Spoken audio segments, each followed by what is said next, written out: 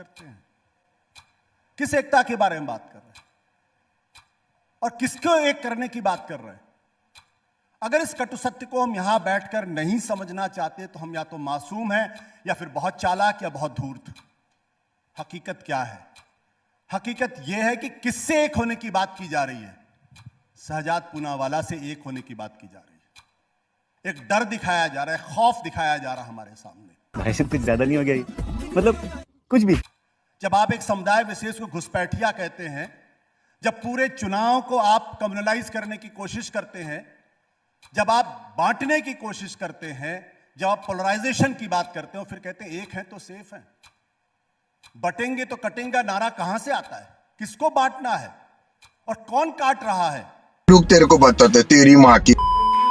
पूनावाला से सवाल ये मेरा है कि इनको लगता है कि कंट्री अनसेफ है, इसलिए नारे की जरूरत पड़ी। अगर सेफ नहीं है, क्योंकि मेरे को लगता है कि भारतवर्ष सबसे ज़्यादा सेफ कंट्री है सारे वर्ल्ड के अंदर, इन लोगों को लगता है अनसेफ है, तो मैं इनसे पूछना चाहूंगा क्यों लगता है। बहुत अच्छा, मैंने सवाल नोट कर दिया था। समय शुरू होता है अब। अभी मजा आएगा ना भिड़ो। प्रभु जी के सवाल का जवाब ये है, ये तो हमारी परंपरा है। महाभारत में पांडव और कौरव एक दूसरे के खिलाफ थे, परंतु जब भारी ताकत होती थी तो पंचाधिक वयम शतम कहा जाता था, मतलब 100 बनाम 5 नहीं 105 होते थे।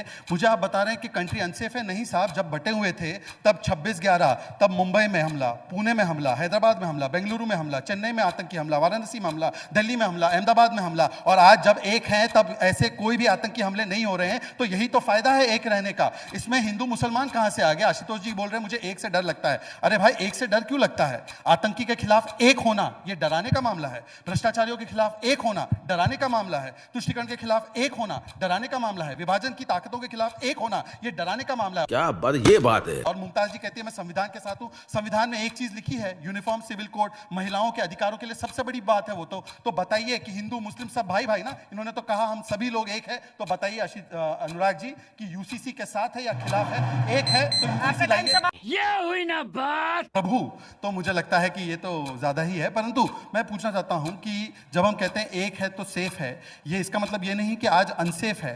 पर हां, अगर हम एक नहीं रहेंगे तो बगल में जो हो रहा है अफगानिस्तान में वो हो सकता है, जो हो रहा है बांग्लादेश में वो हो सकता है। और प्रभु जी 1990s के दशक में तो आप एक बड़े पत्रकार रहे, कश्मीरी हिंदू सबसे ज्यादा शिक्षित, सबसे ज्यादा संपन्न लोग थे, परंतु बटे तो वहां पर इस्लामिक जिहाद के हाथों कटे ना। तो ये तो कश्मीर से लेकर अफगानिस्तान तक और अफगानिस्तान से लेकर बांग्लादेश तक ये इतिहास भी है, ये वर्तमान भी है, इसलिए एक होना है। और मैं पूछना चाहता हूं कि जब इंदिरा गांधी ने कहा था कि एक होना है, एकता में हमारी सफलता है, तो क्या इंदिरा गांधी जी भी बांटने का काम कर रही थी? तो मुझे लगता है कि प्रभु की तो दृष्टि समान होनी चाहिए, इंदिरा के लिए अलग और मोदी के लिए अलग नहीं। चलिए, क्या बात है सर, क्या बात है सर। मुझे लगता है कि आपने जो सवाल पूछा है उसको खुलकर मुझे जवाब दे देना चाहिए। जब इस देश के अंदर हिंदू एकता की बात करने का एक संगठन 1925 में बना, वो क्यों बना था?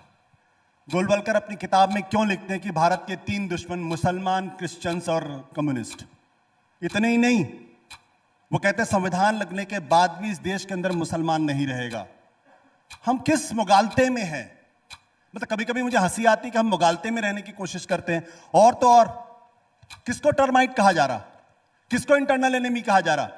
ज्यादा नहीं, 2023 में अहमदाबाद में मोहन भागवत ने एक स्पीच दिया था, आप उसको ही पढ़ लीजिए। 1200 सालों से हम लगातार संघर्ष और युद्ध में हैं, युद्ध तब तक चलता रहेगा जब तक कि हिंदू जीत नहीं जाता। किससे जीतने की बात की जा रही है? मुसलमान। ये सब दोगलापन है, मैं तेरा दोगलापन उतारता हूँ। मुसलमानों से जीतने की बात की जा रही है। तो प्रश्न इसी बात को लेकर, फिर वो कहते हैं कि इंटरनल एनिमीज को हमें हराना है। जो एकता की बात की जा रही है स्पष्ट है, किसी मुगालते में मत रहिए। मुसलमानों के खिलाफ हिंदुओं को एक करना है और इसलिए ये कंडेमेबल है, शर्मनाक। अब तू गया बेटा, अब तू गया, देख तेरी औकात मैं दिखाता हूं तुझे। समाप्त। आपको समझ में आया? और शहजाद जी से भी आप पूछ सकते हैं। हाँ, अंजना जी, मैं इन्हीं का जवाब दे। नहीं, आप नहीं, इनका जवाब नहीं देंगे आप। ऐसा नहीं हो सकता, क्यों? अनुरंजन जी पूछिए। नहीं, मैं खाली ये बोल रही थी, ऐसे ये सब हम बोल रहे हैं ना Hindu Muslim and dividing etcetera, कसम भगवान की वी डिडंट इवन नो, हमारे दोस्त यार फ्रेंड्स आमने सामने ऑल काइंड्स, ये जब तक हम सुनते हैं आप सबको बोलना कि ये हिंदू है और ये मुस्लिम है और ये डिवीजन इसकी वजह से है नहीं, और ये इसी बात इसकी वजह टिल इसी पे देन मैं इट elaborate कर एंटर हर जहन। नहीं मैं नहीं, आशुतोष जी आपका समय हो चुका अगर है। आप- आशुतोष जी रुकिए। फ्री फॉर ऑल नहीं, फ्री फॉर ऑल नहीं, मैं डिसाइड करूंगी, रुक मुझसे जाइए। आपने पूछा 30 सेकंड का, चूंकि अभी उनका रिबटल आप ही के लिए है, तो 30 सेकंड का टाइम आपको दे देते हैं। आप सिर्फ आरएसएस का लिटरेचर ही पढ़ लीजिए, आपको पता चल जाएगा। हम शायद पढ़ना नहीं चाहते या हम शायद उस चीज को स्वीकार नहीं करना चाहते। आप पढ़िए तो आरएसएस का literature, goal bunch of thought को पढ़िए, वी आवर नेशनहुड डिफाइंड पढ़िए। उसमें लिखा गया कि हिंदुस्तान के मुसलमानों को हिंदुओं की मर्जी पर रहना पड़ेगा, अगर नहीं रहेंगे तो उनके साथ हम तय करेंगे क्या करना है। अभी बता दे भाई, अभी बता दे। अब चूंकि हमारे पास टाइम काफी बचा हुआ है, तो मुझे लगता है कि थोड़ा सा इस डिबेट को मैं मोड़ना चाहती हूँ। संविधान दिवस पर देश की संसद में चर्चा हो रही है। संविधान की असल रक्षा करने में कौन सक्षम है और इस देश के संविधान का मतलब क्या है, उसकी आत्मा कहती क्या है, इसके इंटरप्रिटेशन पर 1 मिनट का समय अब हम देते हैं शहजाद पूनावाला को, और आपका समय शुरू होता है अब। चलो भाई देखो अब मैं क्या करता हूँ। प्रभु जी और आशुतोष जी की बातों को ही आगे बढ़ाते हुए प्रभु जी ने बोला कि इस नारे की आवश्यकता क्या है। अरे भाई, संविधान का प्रियम्बल जो खुलता है वो बात करता है यूनिटी एंड इंटेग्रिटी, और इंटेग्रिटी 1976 में 42nd अमेंडमेंट में डाला गया था। तो क्या वो डर लग रहा है या अनसेफ था देश इसीलिए डाला गया था? हमारे शपथ में कहा जाता है एकता और अखंडता को अक्षुण्ण रखना है, तो क्या हम डरते हैं इसलिए ये शपथ लेते हैं? और बात जो आशुतोष ने की, यहां पर किसी ने मुसलमानों की बात नहीं की, परंतु अफजल गुरु को सुप्रीम कोर्ट की सजा होती है तो उनको मुसलमान अफजल गुरु में नजर आता है। दंगाइयों को ताहिर हुसैन को सजा होती है तो उनको ताहिर हुसैन में मुसलमान नजर आता है। उनको कभी उस्ताद बिस्मिल्लाह खान में मुसलमान नजर नहीं आता। उनको कभी जो हमारे सैयद अकबरुद्दीन है उनमें मुसलमान नजर नहीं आता। जो आईबी डायरेक्टर आसिफ इब्राहिम जिनको बनाए रखा था सरकार ने, उसमें मुसलमान नजर नहीं आता। और मैं सिर्फ इतना पूछना चाहता हूं, आपने आरएसएस को तो बड़ा कोट किया, गोलवलकर जी को कोट किया, मैं आंबेडकर जी को कोट करता हूं। Ambedkar ji, Islam can never allow a true Muslim to adopt India as his motherland and regard Hindu as his kith and kin। Ambedkar ji के बारे में विशेष टिप्पणी कीजिए। मैं कहता हूं कि पुरानी बातें छोड़िए और केवल एक ही बात कहिए कि वोट जिहाद आपके लिए ठीक है और एक है सेफ है आपके लिए सांप्रदायिक है। ये क्यों? चलिए अब आप अपने क्यूआर कोड पर जाकर वोट करें कि आज का best speaker of the day कौन है। आप वेशभूषा, टी शर्ट, कपड़े, प्रेजेंटेशन, तरीका, अंदाज, कंटेंट, विचारधारा, हर चीज को मायने में रखते हुए अपना वोट डाल सकते हैं। क्यों मुझे गुर्रे रहे? मैं अच्छी बात बोल रही हूं। तो आप अब अपना वोट डाल सकते हैं बेस्ट स्पीकर के लिए। और ये देखिए, एक बार फिर से स्कोर कार्ड सामने आ गया है। यहां पर बाजी चल रही है इन दोनों के बीच में। शहजाद पूनावाला, आशुतोष, अनुराग भदौरिया भी आगे चल रहे हैं। उधर मुमताज पटेल भी 12%, 3%, रजत सेठी, शाना एनसी 3, 70% पर सबसे आगे शहजाद पूनावाला जी चल रहे हैं। देखिए, बाजी पलट सकती है, ज्यादा पहले से लड्डू मत बांटिएगा, ना जलेबी बनाइएगा। क्या बोला तूने? 70%, 13, मुमताज आगे बढ़ रही है तेजी से, मुमताज आगे बढ़ रही है तेजी से। 69, 71, 73, 8, आशुतोष 8 पे पहुंच गए हैं। अनुराग जी 3 पर, शाना एनसी 2, रजत सेठी 2, 13, 73। मुझे लगता है यहीं पे नजर रखिए, जो भी होगा।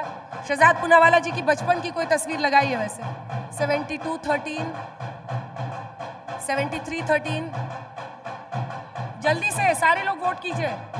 और अभी तो रुको, क्लाइमैक्स अभी बाकी है। सबका वोट हो गया। 73, 13, 72, 14, 73 तक। इस सत्र का बेस्ट स्पीकर कौन? किसने अपनी बात सबसे अच्छे तरीके से की? अब इस पर जूरी मेंबर्स बताएंगे कि वो इस रिजल्ट से सहमत है या नहीं है। 75% और 12%, और इसी के साथ समय समाप्त हुआ है। ये देखिए, आखिरी में अब तो भाई लड्डू खिलाने पड़ेंगे, कोई नहीं है दूर दूर तक। शहजाद पूनावाला जी, बहुत बहुत मुबारक हो। क्या बात है? अरे जनता के सामने, जनता ने वोट किया, जनता ने। आप इससे सहमत हैं? आप इससे सहमत हैं?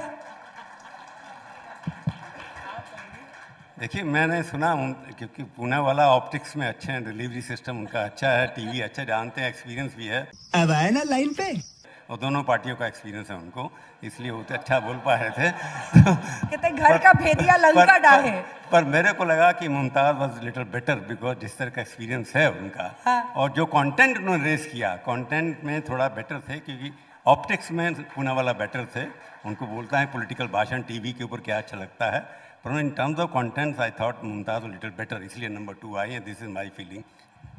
मुझे 2 पार्टियों का अनुभव जरूर है, पर आपको कितने चैनलों का अनुभव है उससे कम है।